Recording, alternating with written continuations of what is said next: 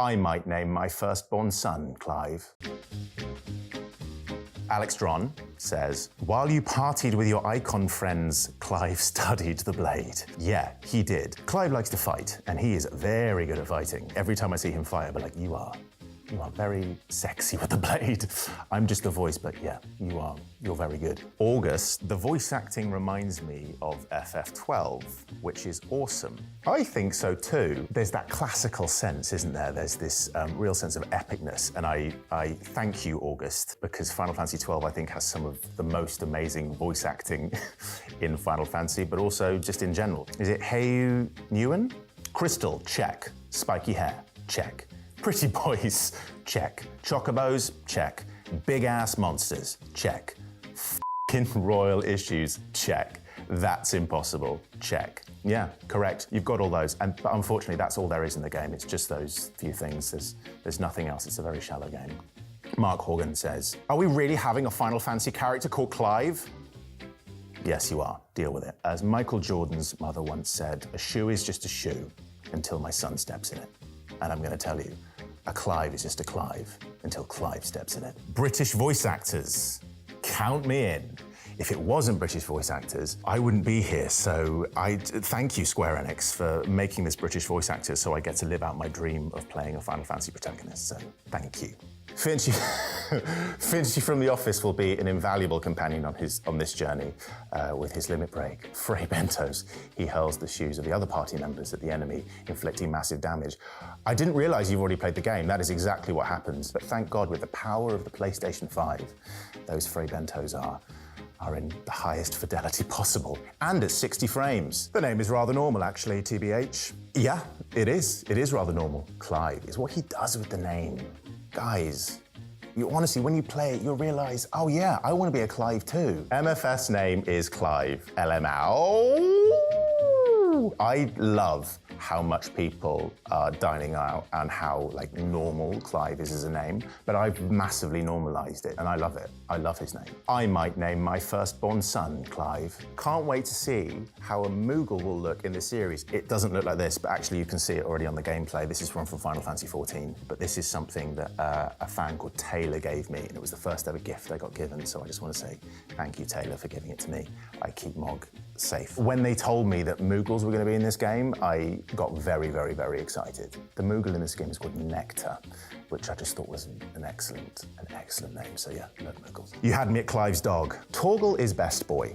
We all know this. When we were recording a lot of the scenes with Torgal, my own dog, Milton, who's a tiny Yorkshire Terrier, and completely different from Torgal, was in the booth. I got to kind of imagine like I was saying my lines to Torgal to my actual dog, Milton. So they're very truthful lines. I know people are really worried about whether Torgal survives or not, so I won't ruin that for you.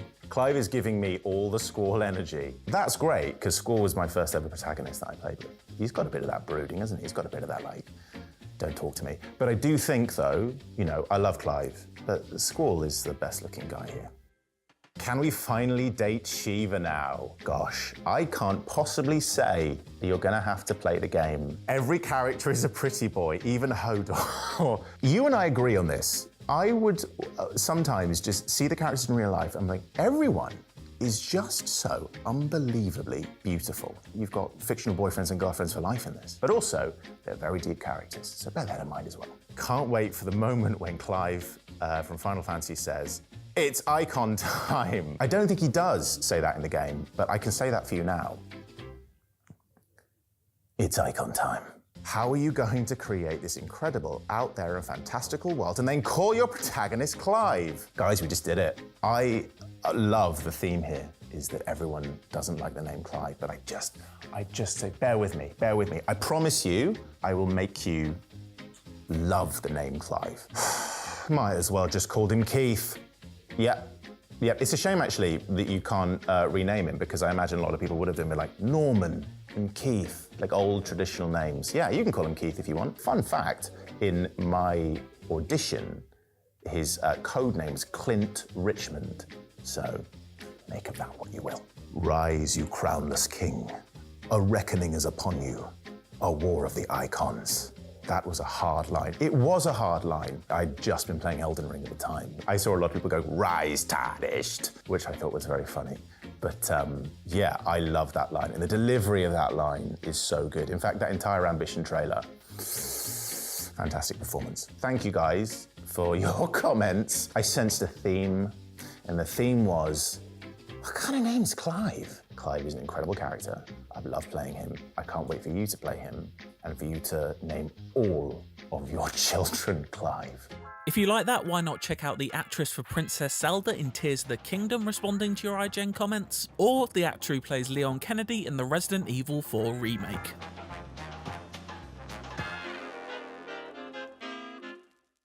はい、ファイナルファンタジー16ディレクターを務めています高井と言います。よろしくお願いします。はい、同じくファイナルファンタジー16、コンバットディレクターを担当しております鈴木亮太です。よろしくお願いします。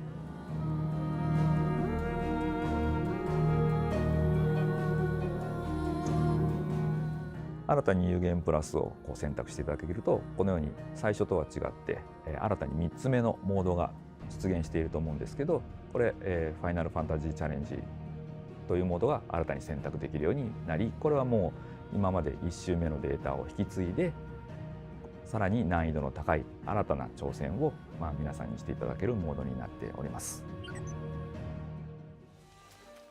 こちらは、我々が大森林と呼んでいるステージになるんですけど、アクションフォーカス、ストーリーフォーカスで割と序盤に訪れるステージになりますね。1周目の敵配置になっているので、このような小さなモンスターですね。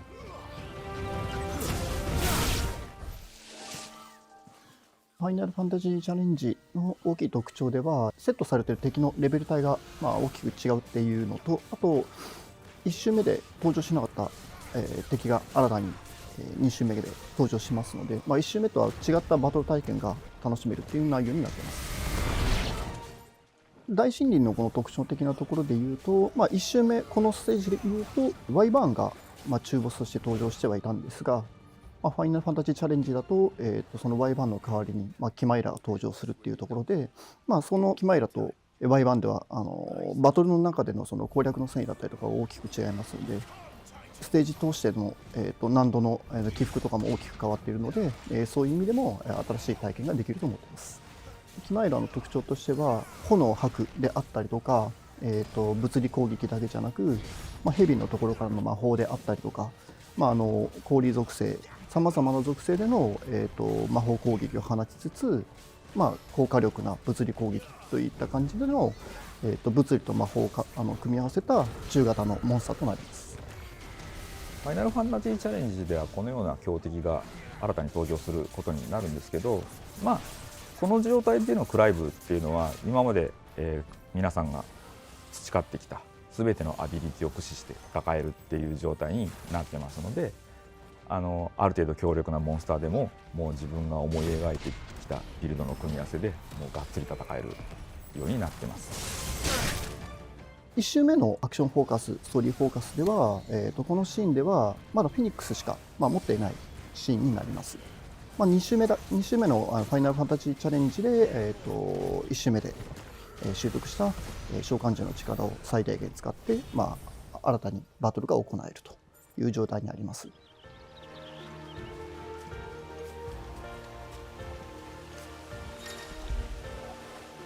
Good boy.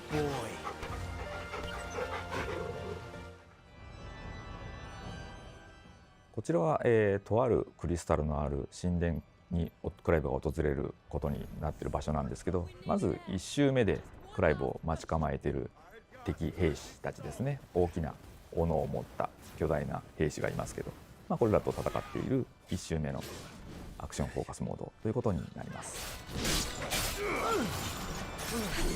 ファイナルファンタジーチャレンジではその敵が、ファイナルファンタジーおなじみの、テス巨人に変わっています。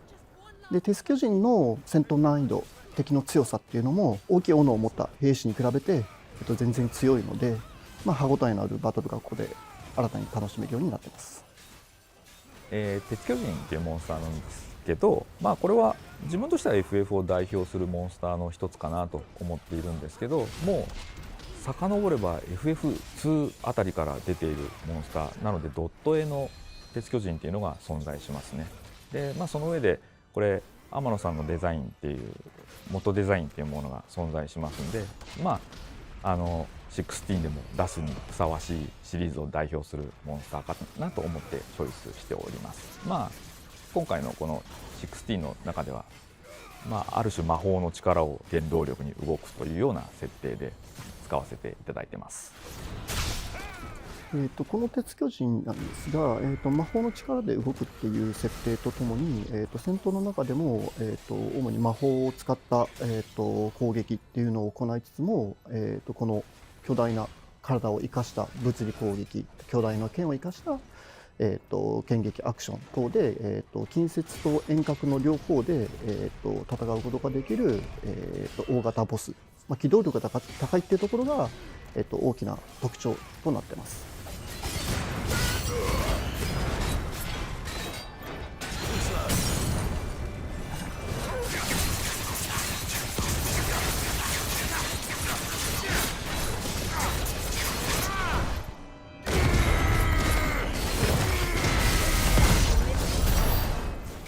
はい、さまざまな召喚獣を駆使してなんとかこの難敵を無事倒すことができましたね。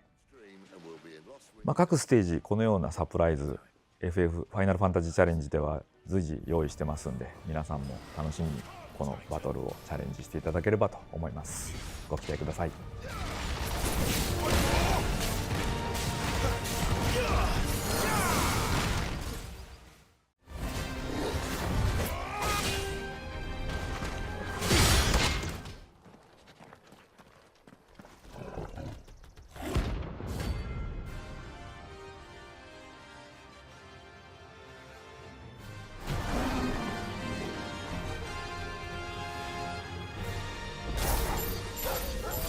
Playtime for the pack, is it?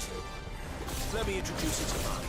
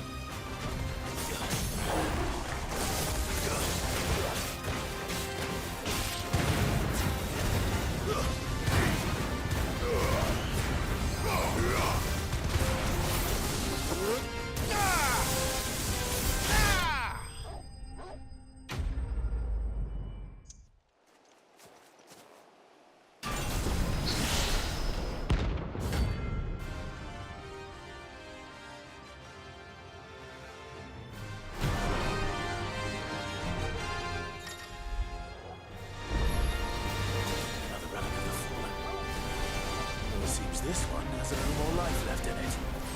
All right then. Let's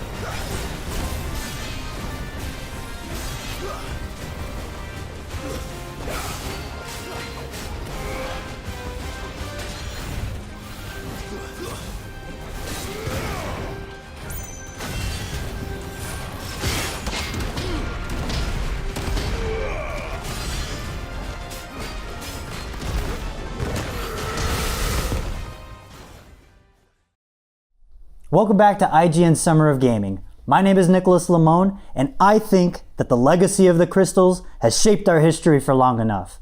It is my privilege to welcome two people who I think feel the same. To watch and discuss all things Final Fantasy XVI with me is director Hiroshi Takai and producer Naoki Yoshida. Welcome. よろしくお願いします。よろしくお願いします。It's a pleasure to be here. Thank you. So I don't have too much time today, so just to walk you through everything we're going to do, the game is available right now, but we're going to give you a kind of Spark Notes version of some of the cool features that are available in the game. So using the Arete Stone that's available in your hideaway, we're going to jump around several different points in the game, doing our best to be very sensitive about spoilers. So up first, we're going to play through the Greatwood, which, if I'm not mistaken, takes place just immediately after where the brand new demo ends. So this is going to be the first thing we're going to have cutscene skip on. So if you're extra sensitive to it, please, there's no worry. We're just going to watch some hopefully good gameplay. Now this is actually, I'm gonna pull a peek behind the curtain a little bit. This is the second time I've actually played through arcade mode on this particular level, just because I want to make sure I'm doing my best to look good in front of my guests. And I played through for the first time with only 2 of my icon abilities, but because of my progress in the game thus far, I've actually managed to unlock a 3rd, so I'm going to be doing that right now actually. Right now I am using Ifrit, but I can also cycle between Garuda's wind abilities, as well as Ramuh's electric abilities.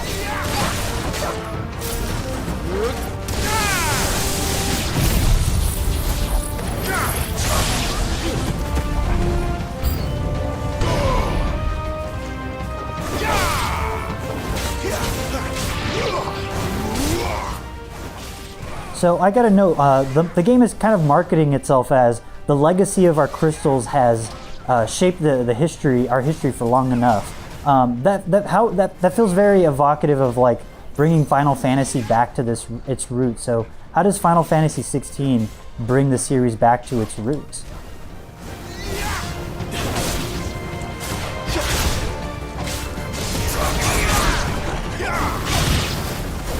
We still have a way to go.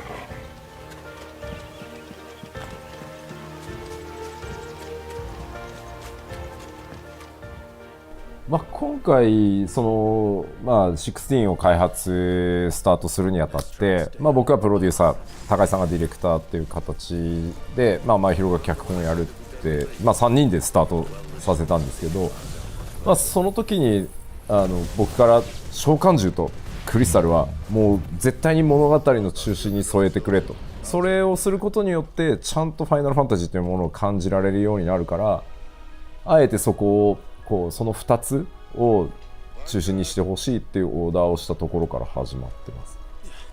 So when we started working on the development of 16, we started with a small group, just 3 core members.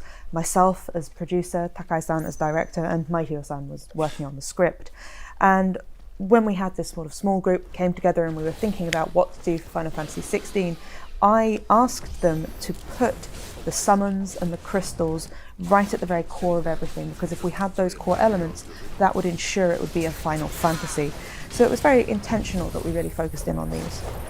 And at the same time, even though this game seems to embrace its series roots, that line, the legacy of the crystals has shaped our history for long enough, almost seems to imply a rejection of the original kind of Final Fantasy motifs, such as crystals, the magical races and whatnot. So it also seems to kind of subvert a lot of fan expectations in that regard. Was that intentional?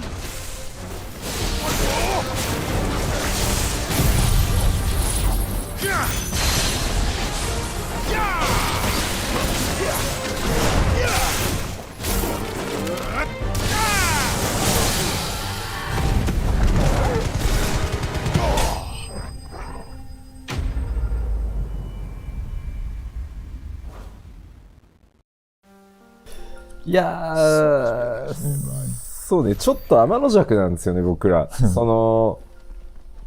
FF といえばクリスタルって誰もが言ってくれるんですけど、なんか近年のちょっと FF のクリスタルの扱いがちょっとなんか とりあえずクリスタルは出てきますみたいな雰囲気だったのが正直あまり自分としてはちょっと残念だった。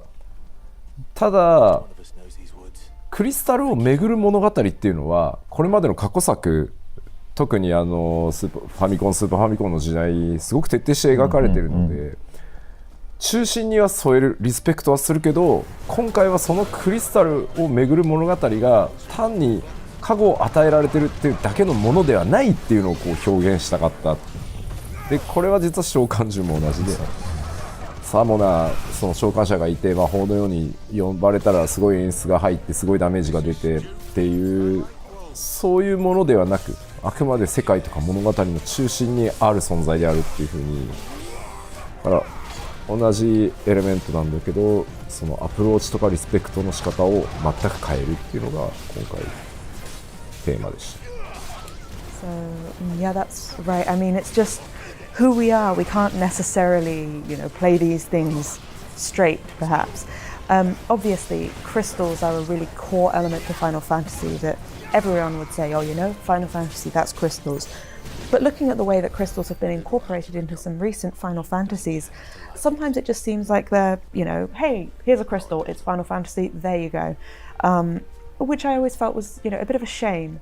So really wanted to go back to the crystals as being a key element. But looking at some of the past Final Fantasies, for example, those on the NES or the SNES, they've really gone into and really had these stories about the crystals front and center. So we didn't just want to do a story that was about the protection of the crystals. We wanted to have something that was a little bit different. And the same is true of the summons, which are the icons in Final Fantasy XVI. In previous games you have a summoner, they call up the summon, they come up with a big animation and some great magic, do some damage and then go away again. We didn't want to do that, we wanted to have them right at the core of the world and the story. So even though we've got these consistent elements, I'd say that our approach to them has been different, and that's one of the underlying themes. No, and I really appreciate the almost revisionist style approach at the traditional Final Fantasy game, because it's looking for something more meaningful to say, and I think that really goes hand in hand with the story that we see with Clive Rossfield.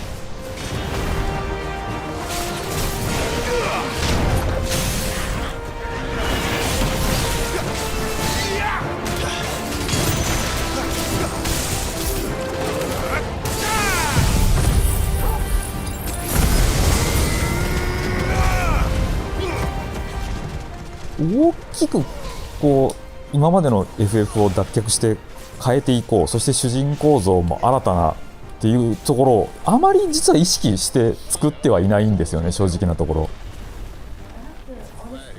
We didn't approach this with the perspective of we're going to create a Final Fantasy that's completely unlike previous Final Fantasies, or we're going to have a Final Fantasy protagonist who's really different to all of the Final Fantasy main characters who've come before. We didn't really think about it like that. 先ほどの吉田の話にちょっとつながるんですけど、やっぱりあえて変えようというよりはクリスタルをちゃんと世界の中央に据えてしっかりとしたお話を書こう、その上でアプローチをやっぱりちょっと変えてみようっていうところが大きいだけであって、我々としてはその点に実はファイナルファンタジーらしさってものはちゃんと残してるつもりで制作自体はしてますし、主人公のクライブに関しても背負ってるものがちょっと今までの主人公とかと比べると渋いというかダークというかっていうようなところがあるかもしれないですけど、そこはあえて、今までのシリーズとちょっと違った雰囲気を与えるようなところにはなってるのかもしれないです。So, as Yoshida-san just mentioned, what we were really looking at was having something that placed the crystals right in the center of this world and then telling a really fleshed out proper story surrounding that. So it wasn't that we intentionally took a completely different approach, we just sort of tweaked it slightly and had a different way that we were looking at things. Amongst that though, I still do think that we've managed to preserve this kind of Final Fantasy spirit or Final Fantasy DNA within it. For Clive as well, he may be carrying some burdens and have some things that he's dealing with that are a little bit more perhaps dark or a little bit more serious or severe in some senses than other protagonists, but we didn't intentionally go out of our way to sort of create someone completely different. It was just due to the way we were approaching the game as a whole. 全然関係ないけどうまいですね、アクションのプレイが。そうそう。 Just changing the topic slightly, you're really good at this.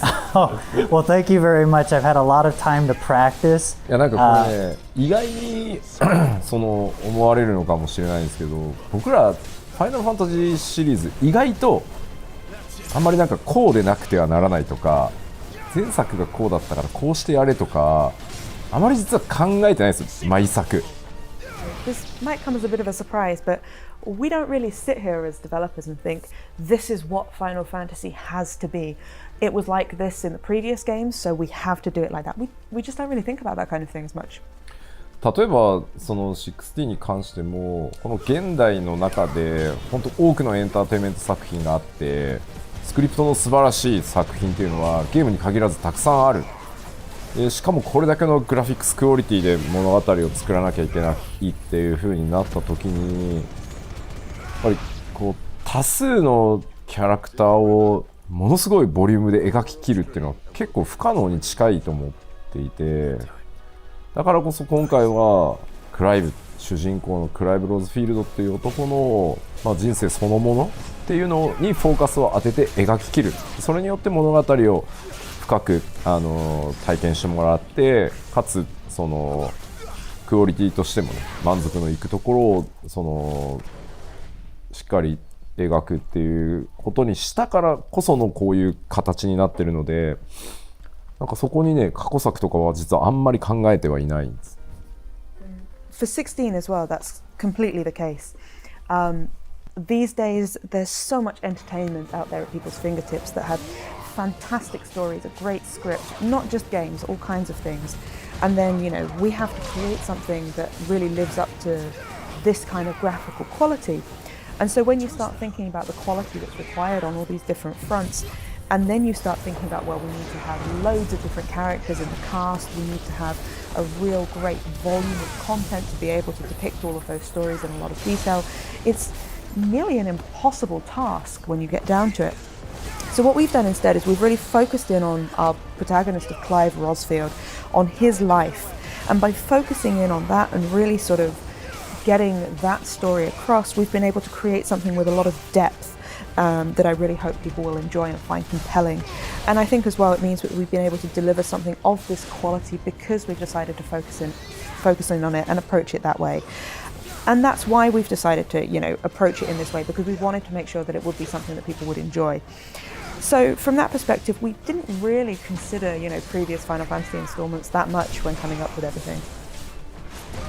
But in that same vein, it also feels like Final Fantasy, as a longtime fan, Final Fantasy is a series that is iterated on itself in a way that it is not tearing down that which came before, but building on it and kind of evolving naturally like its own organism. And I really feel like you've captured that essence with Final Fantasy XVI. I'm just curious personally why you thought bringing, and I might be mistaken, named Ryota Suzuki in from Devil May Cry to do this. Was there ever a concern that the game felt too much like Devil May Cry and not enough like Final Fantasy?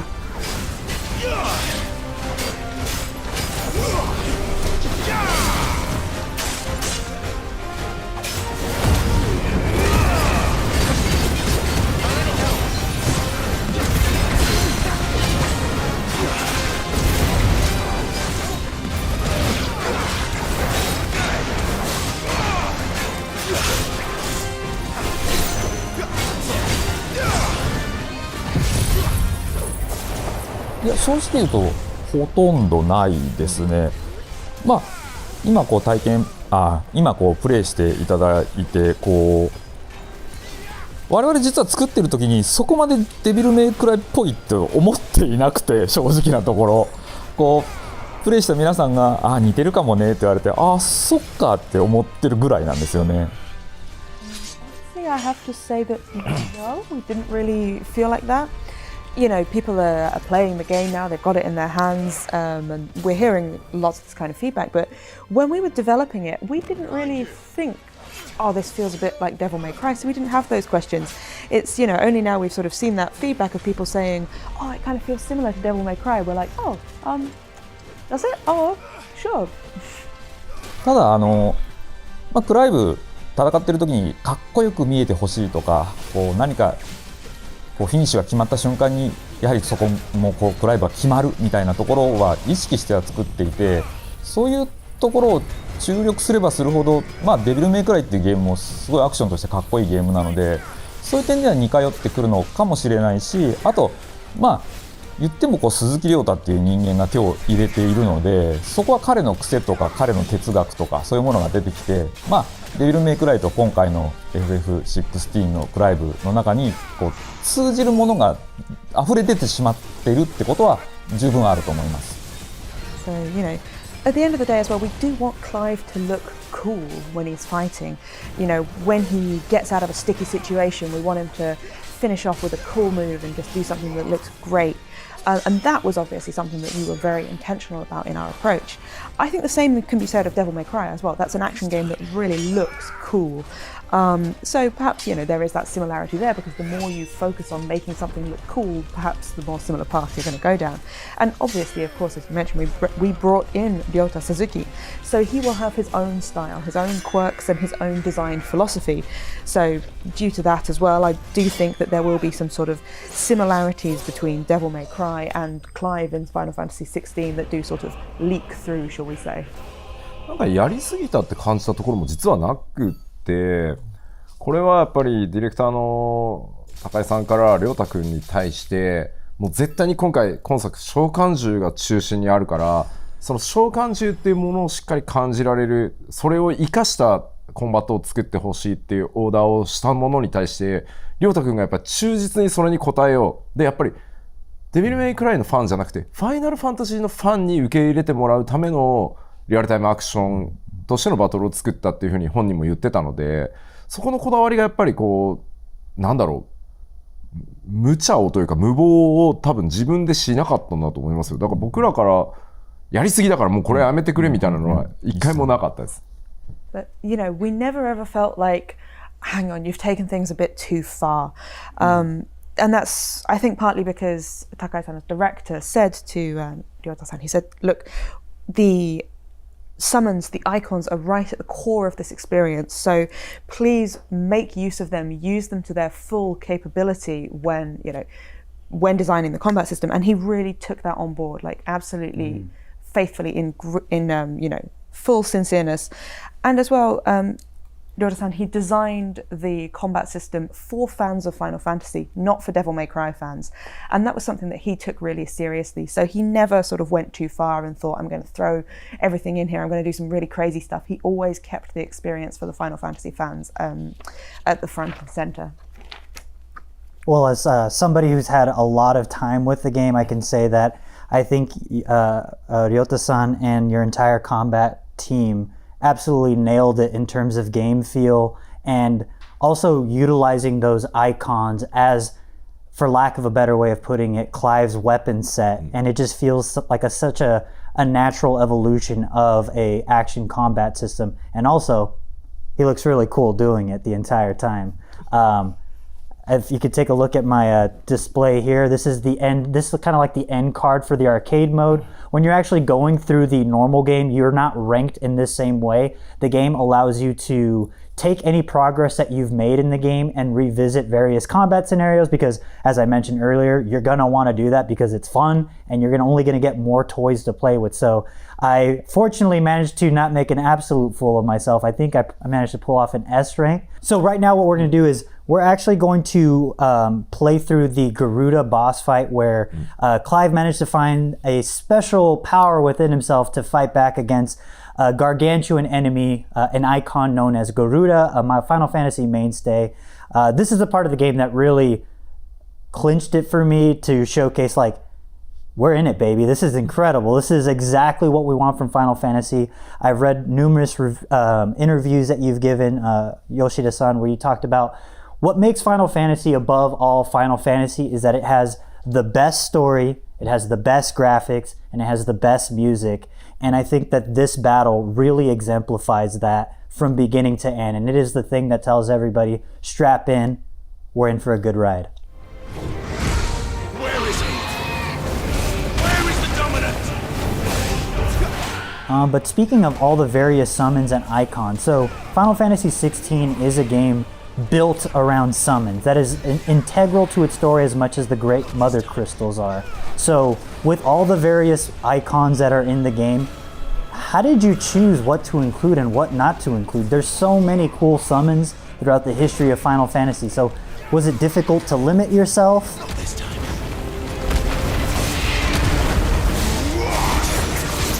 Too slow.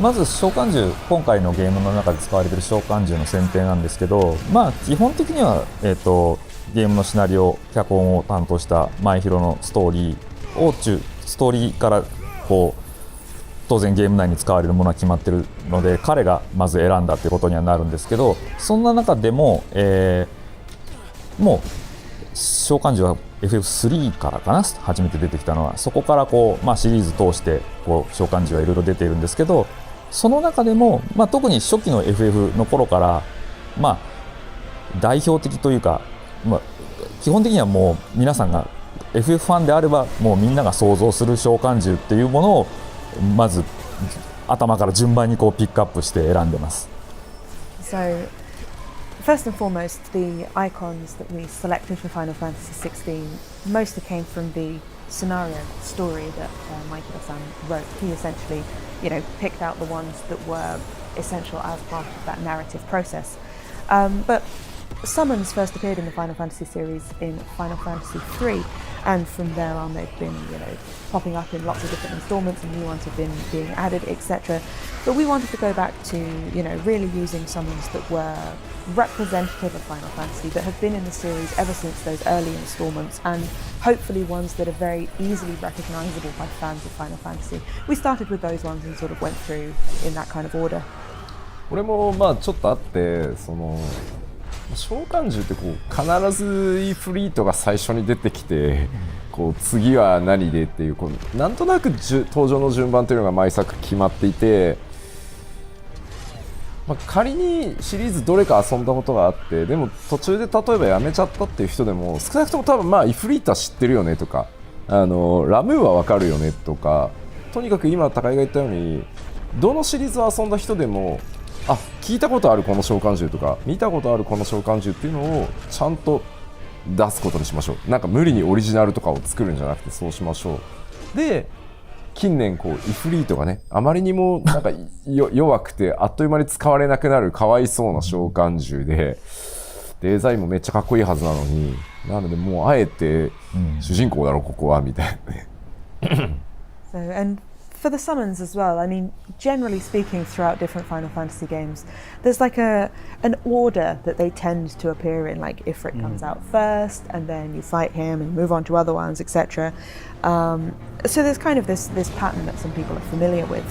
But so, for example, even if there was a player who had played some Final Fantasy, some part of a Final Fantasy game, but hadn't finished it, we wanted to choose ones that would still be, familiar to those people. So even those kinds of players might be like, oh well, I definitely recognize Ifrit, or I know who Ramu is. We wanted to make it so that anyone who had played a Final Fantasy, regardless of which one it was, would have seen or have heard of some of the icons in Final Fantasy XVI. We didn't want to go out of our way to just, create something original just for the sake of creating it. And then, on top of that, as one of the ones appearing earlier, Ifrit often ends up being quite weak, and you stop using him right away, and I felt almost a bit sorry for him. Like his design is so cool, he's such a great summon, and yet it's just not really being used to his full potential. So we thought, well, come on, let's make him the protagonist. なんか出したかったけど出せなかったというか、当確線上にいたけど、いろいろな都合があって、泣く泣く今回のゲームには入っていないっていう召喚獣がいたことはいます、一応。まあ名前は言わない方がいいかなっていう。まあどっちかっていうと、その個人的にさ出したかったけどこいつはなーっていう。それは実はないですね。This is similar question to Takai-san to say, were there any that you wanted to put in that you couldn't? After being well, we had some that really wanted to get in there, really wanted to put in, but just because of the way things worked out and the plans, didn't quite manage to get them in, which is a real shame. So no, like personally, were there any that you were like, oh, I'd love that guy, but have to let it go? No, not really. Those sort of personal ones that I feel like I missed out on. Haven't really got any of those. 個人的にはね、この世界観でアレキサンダーがいて、どっかの首都そのものが召喚その、こう王によってこう呼ばれてそのみたいなのは、面白そうではあるなと思うんだけど、ただ時間扱っちゃうとさ、無敵すぎるもんね。なんか機会があったらね、そういうなんかはちゃめちゃなのも面白いんだろうなとは思うんですけどね。Personally, for me, I would love to see, Alexander, but in the world of Final Fantasy XVI. So you have some capital city somewhere where the king can call forth Alexander, and then the whole thing turns into someone. But I think that would be really fun. I think it would be great. But using time, having an icon that could use and manipulate time would just be too overpowered, way too invincible. But yeah, I think it'd be fun to do something really crazy like that. それで言うとまだシナリオがフィックスする全然前の段階だけど、3以降からこう、召喚獣っていうのは採用され始めて、いろいろと雑談レベルだけど、各シリーズを代表する、もうその15までこう代表するような召喚獣は全種類入ってたら美しいよねっていう話はしてたけど、全然無理ってなったんだけど。I mean, on that kind of chatting about it from that sort of level, this was way before the story and the whole scenario was locked in. But I remember that when Maihiro-san and I were sort of going through looking at all the different summons from Final Fantasy III onwards, we did kind of have this chat and say, oh, wouldn't it be nice if we could put one in to represent each of the past Final Fantasies, so have 15 of them in. But pretty quickly we were like, oh yeah, no, that would just be impossible. それやってたらあと5年かかってたね。That would have taken another 5 years maybe? その時はでもアレキサンダー入ってただろうね。確かに。But if we'd have done that, we'd have got Alexander in there maybe. Well, regardless, I think you really nailed the perfect number for this game. But that said, Alexander feels like a perfect icon for a Sambrequa.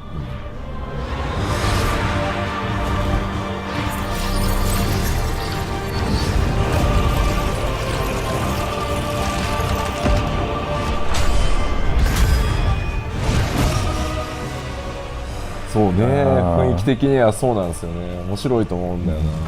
Yeah, I think Alexander would have really been a perfect fit for that kind of atmosphere and the vibe there. Would have been really good.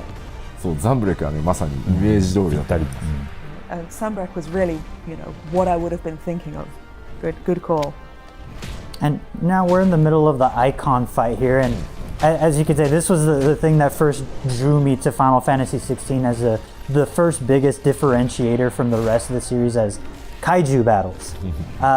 So I gotta know, I'm a huge kaiju fan. Was there any inspiration from any kaiju film, any tokusatsu, anything like that? Or was it just pure imagination?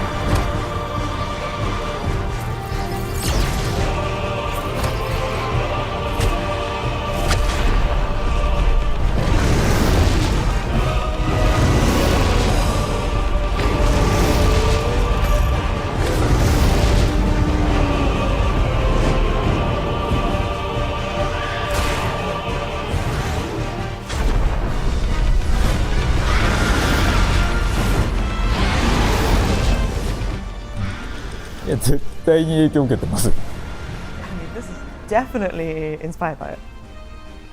いや、なんかもうそう僕らはやっぱゴジラだったりエヴァンゲリオンだったり、まあ近年だとね進撃の巨人だったり仮面ライダーもウルトラマンも、僕らゲーマーでもありこうアニメ漫画特撮大好きなので、体がほぼそれで構成されてるんですよ。なのでこう作っていくと好きだから出てっちゃうんですよ。So, you know, we have all kinds of inspiration to draw on, whether that's Godzilla, Evangelion, more recently, you know, Attack on Titan, things like Kamen Rider, Ultraman. Obviously, we're gamers, but we also love anime, manga, tokusatsu. I'd say it sort of makes up our DNA, it's who we are. And so even if we're not intentionally approaching it to create something like that, it's just going to come out, it's just who we are. But yeah, I wouldn't have it any other way. But right now we are going to get into a hunt. This is a very early on hunt that's in the game. So those worried at home that I'm going to spoil anything big, you don't have to worry too bad. This is super duper early on and it's only a B grade level hunt.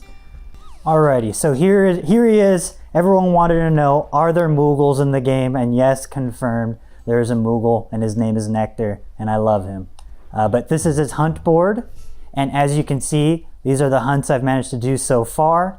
And at the pre-launch celebration, Ryota-san actually showed off an S-tier hunt. I will not be doing that today. I'm going to just take on a measly B grade, but hopefully he doesn't make me go running. But I'm going to take on Sekhret. いやでも見てるとね、大技スタイルだよねやっぱりね。But you know, looking at the skills you've got set up, it seems like you're going all out, big skills all the way. 本当人によってこうアビリティのセットアップが違うんで面白いですね見てて。It's really interesting looking at people play because, you know, everyone just sets up their abilities in a completely different build and it's really fascinating to see. Well, I want absolutely no chance of failure, so I want to make sure I'm set up in the best way possible. One thing as I go to explore, and this is, we're going to see a little bit of the kind of overworld that we have here. We're going to make our way through Martha's Rest, which you visit early on in the game. Thank you. And Martha's Rest you visit earlier on in the game, but as you kind of as I walk through Valisthea, I can't help but notice the similarities and differences to Evilus, whether it be Final Fantasy Tactics or Final Fantasy XII. And I just got to know, was it difficult to make Valisthea stand out as its own unique place? Or was there ever this kind of comfort where you wanted to return to a previous Final Fantasy's world? Or were you dead set on a very clear vision of Valisthea?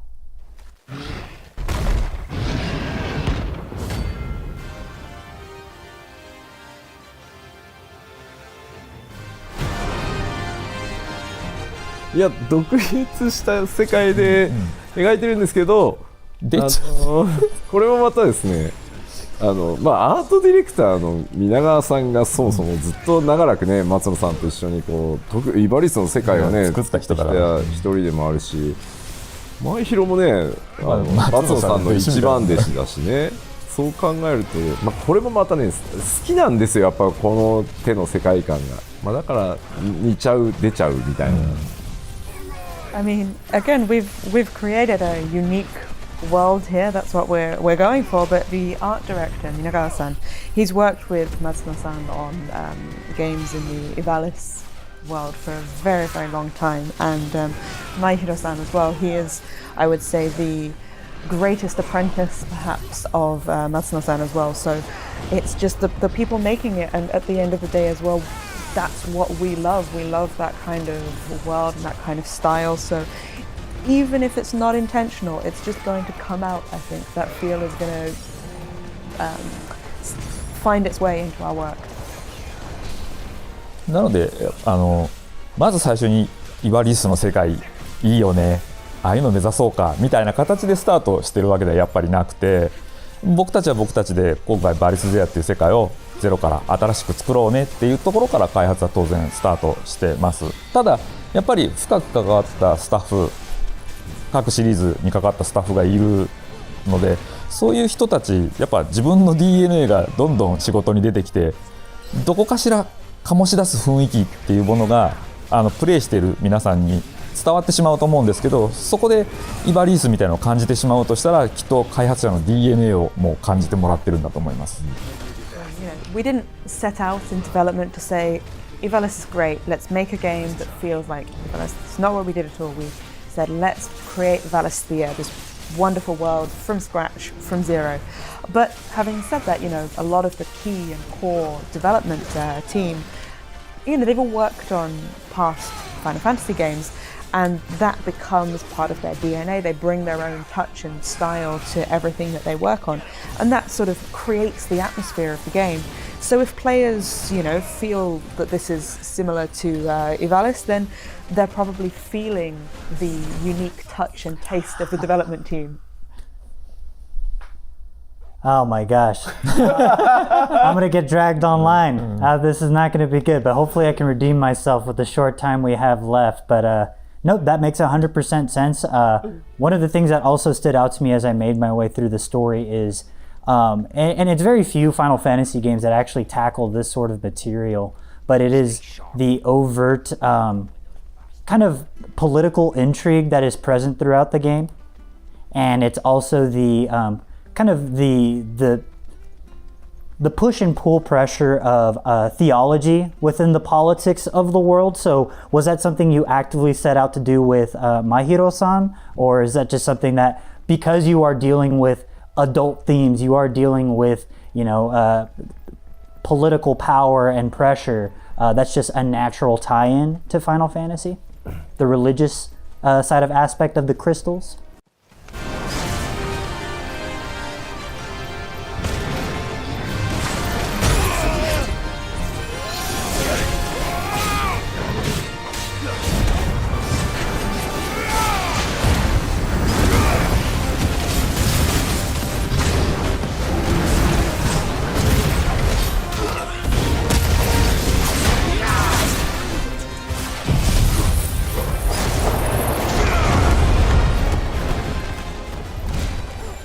いや、これはもう正直なところ14もかなり政治的要素多いので、今回は召喚獣たちの存在を設定したときに核兵器のような巨大戦力を持っていて、かつ油田のようなマザークリスタルを奪い合うっていうことにした時点で、複数の国家が出てくることは確定していたので、それをしっかりリアルな物語にするために描いていこうっていうことを決めていたので、結果として必要だから出てきたって感じですね、これも。I mean, honestly speaking, I feel like, you could say that Final Fantasy XIV includes a lot of political elements in its story as well. So for 16, when we came to thinking about and decided to include the icons, who are these fantastic, powerful beings with the power, say, of a nuclear weapon. And then we have the mother crystals, which provide energy in a way similar to oil fields, perhaps. Then when we decide to, and we've intentionally put those elements in, and we're looking at telling a story that's grounded in reality, then these kinds of political and other themes just crop up naturally when thinking about their place in the world. So I would say these themes are in there because they're necessary for this story. And that's also one of the things that stood out to me, because leading up to Final Fantasy XVI, people always ask, were you inspired by Game of Thrones? Like, as you mentioned in the pre-launch celebration, Game of Thrones does not own dark fantasy, mature themes and things like that. But I am curious, because it was such a zeitgeist worldwide, what lessons did you learn from maybe how Game of Thrones didn't quite stick the landing, whereas it seems you have a very clear vision from beginning to end with something like Final Fantasy XVI?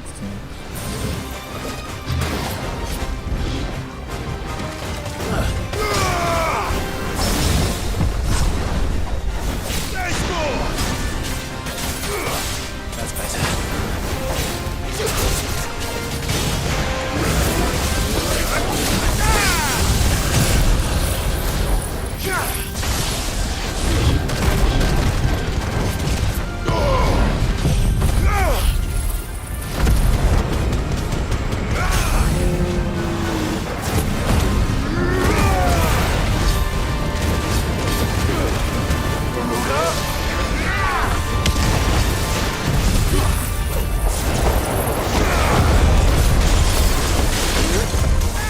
ちなみに僕ゲームオブスローンズ、原作も含めて大ファンだからちょっとフォローしておきたいんですけど僕ゲームオブスローンズのドラマ版のラスト、その終わり方っていう意味ではちゃんとしてるんだとは思うんですよ。ただちょっと急いだなっていう印象があって、本当は 1,2 シーズンかけて描くべきものが結構5話ぐらいにギュッてなっちゃったところが多分みんなフラストレーション、なんでこんなに急にこうなっちゃうのみたいなところだと思ってるんで、だから僕はその終わりの物語性っていう部分はちゃんとしてるんだろうな、本来は。もうね、原作も追い越しちゃったからね。そうないから、だからそこはね、残念だったとは思うんですけど、オチが悪かったとは実はあんまり思ってないです、まず。So, first of all, I want to set the record straight a little bit here because I am a fan of Game of Thrones, including of the original novels. And in terms of the ending, I don't think it was bad. I think it was a good ending, but I think it was rushed. They took what could have been shown in like 1 or 2 seasons and they crammed it into 5 episodes. And I think that's why people are so frustrated, because it just doesn't feel, it doesn't have that coherence.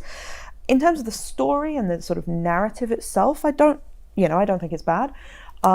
It just feels like there's not enough time for it. I suppose that's partly, they'd overtaken the original novels, so maybe that's got something to do with it. And I think it's a real shame. But yeah, I wouldn't call it a bad ending.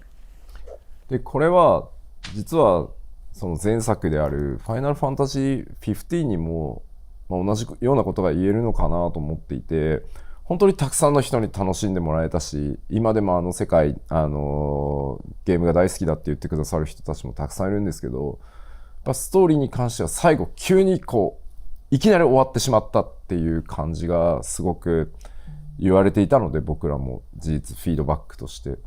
なので今回16に関してはもうしっかり全てを一つの物語として描き切る。それが、要はコストがなくなったとかスケジュールがないとか言ってギュッとカットしたりをしない。とにかく一番最初に脚本を書き、この物語を完成させることがファイナルファンタジー16が完成することだっていうふうにゴールを決めてここまでやってきたので、そこはこだわってきて自分たちで何度も遊んでみて、これだったら大丈夫ってなったから今回発売しているので、物語の最後に関しては結構自信があるかなと思ってます、我々は。So I think, to be honest, the same thing could be said about Final Fantasy XV. There were lots of people who were really, really looking forward to Final Fantasy XV, and there are loads of people around the world who love the game a lot. But we did get a lot of feedback that the ending just felt really sudden. And so what we really wanted to do with 16 was, above all, tell a complete story, tell, a really good and solid story there. We didn't want to get to a point where we're like, oh no, we've run out of budget, we've run out of, we're tight on schedule, we need to get this done. We wanted to make sure that we had a story and that story was told completely. That was really one of our goals with 16, and because we have played it ourselves many, many times, we've really focused in on this goal and said, yes, it's ready. We think this is in a state where we've achieved that goal. It's because we've done that we've been able to release the game. And so, yeah, I would say we have quite a bit of confidence in the ending. でもだからこそ今回はぜひストーリーの最後まで見てほしいです。So that's why we really want people to play through and see the end of the story. エンディングを見た時のプレイヤーの皆さんの感想っていうのはもうそれぞれだと思うんですけど、我々としてはもう今回クライブの物語っていうのはきっちり描き切ることをできたと思っているので、本当にそこまで見届けてほしいなと思っています。And I'm sure that people will have lots of different thoughts and opinions, feedback on the end of the game when they reach it, or the end of the story when they reach it. But as far as we're concerned, we really feel that we've managed to tell Clive's story completely, do it justice, and so we're really happy with that. That's also one of the things, and I just finished the hunt here. We are going to, I don't know what happened previously. I wasn't paying attention. My eyes were closed. I don't know, but we finished the hunt. We got our reward. So very fun fight. As you can see, that was just a taste of the hunts that we saw there. But just to backtrack a little before we go to our Twitter questions, just to kind of touch on Clive's story from beginning to end.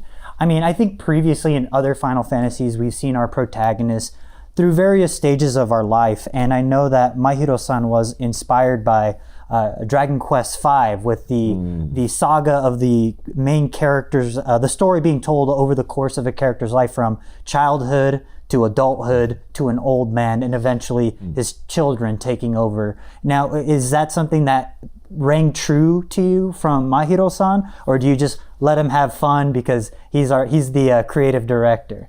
いや、まずそもそも前広そのインタビューで指摘されて初めて気がついたって言っていて、当然5は名作なので前広自身もプレイはしていたけど意識したわけじゃなかったって答えてるはずなので、で僕らも全然意識してなくて、で言われてみたら確かにそうだなって。Yeah, so actually, if I remember correctly, when Maihiro-san had that interview, they pointed out that this is similar to Dragon Quest V, and that was when he first realized that that was the case. I mean, Dragon Quest V is a fantastic game. He has, of course, played it, but he hadn't made that connection until it was pointed out to him. And it's the same for us as well. You know, like having heard that, we were like, oh yeah, actually, that's it's a good point. But that wasn't something we intentionally approached there.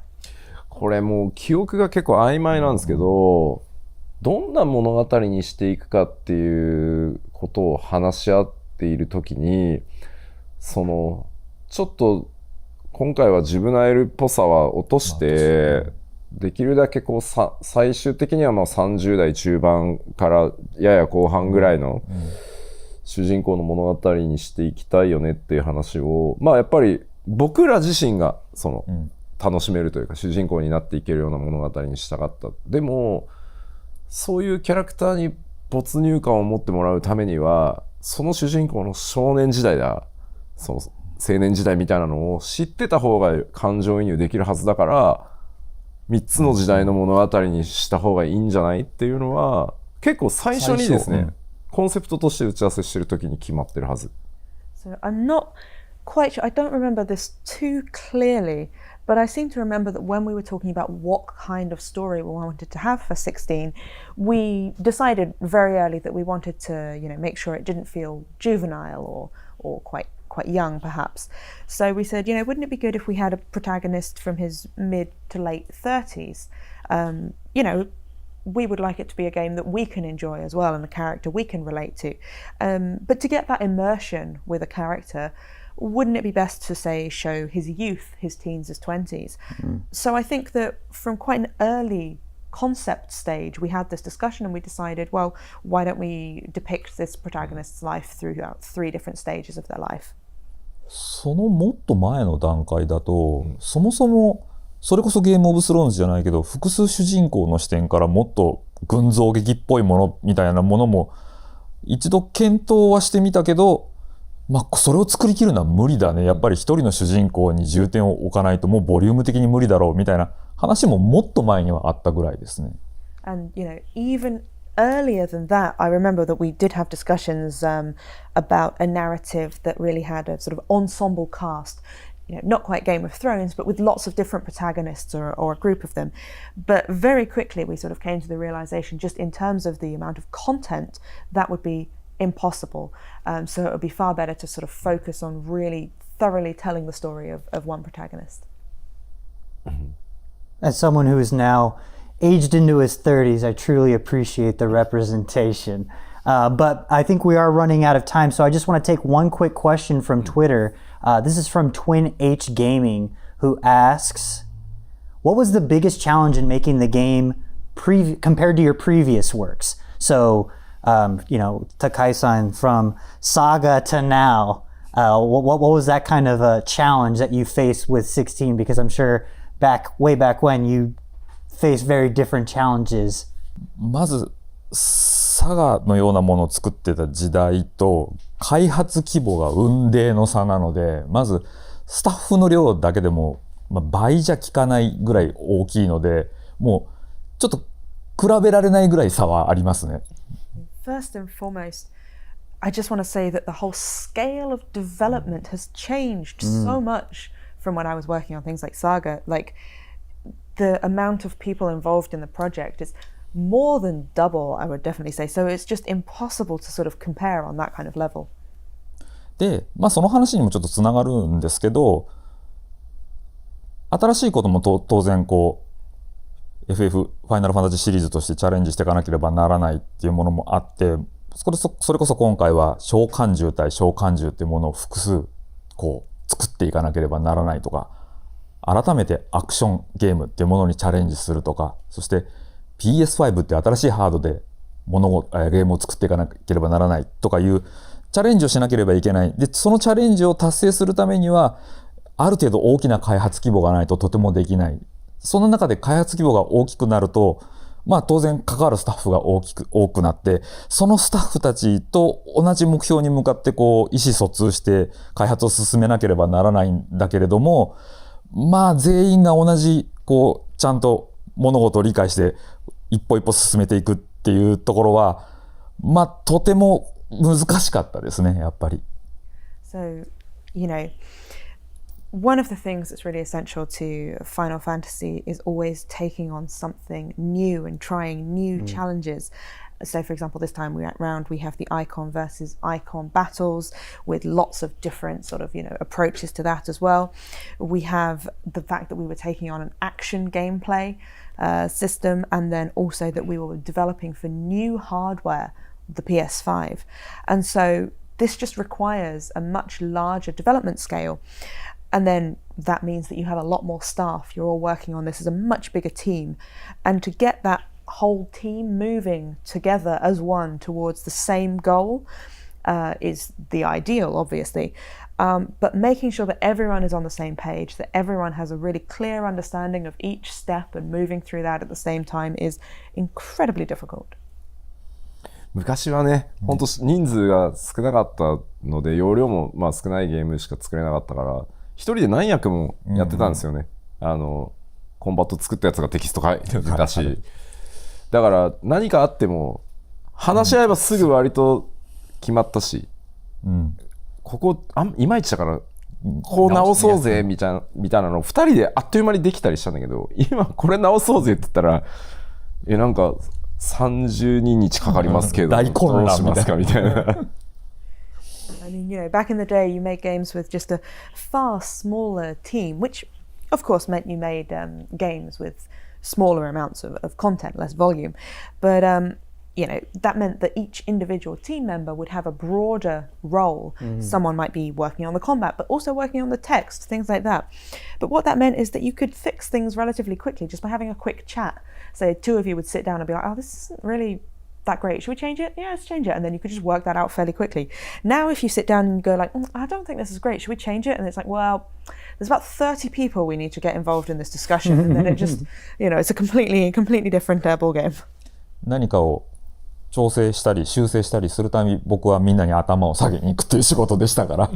So my job really is to go around apologizing to everyone when they need something fixed or need something changing. I'm very well of what that's like, but to some extent, much smaller scale. But that is unfortunately all the time I have left. But if you want to check out Final Fantasy XVI, you can do that for yourself right now on PlayStation 5. Yoshida-san, Takai-san, thank you so much for joining me. I really appreciate it. ありがとうございました。Thank you. And for more on all things Final Fantasy XVI, stay tuned to IGN.